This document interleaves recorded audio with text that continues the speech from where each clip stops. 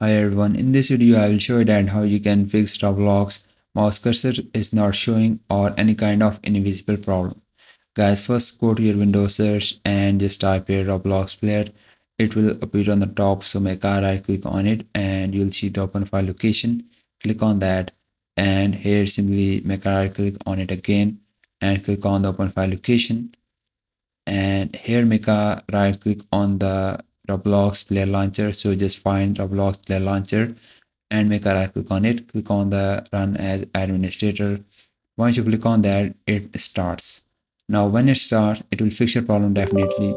Just choose the option which is yes. After that, it will take some times, so just wait for it. Now your problem is fixed.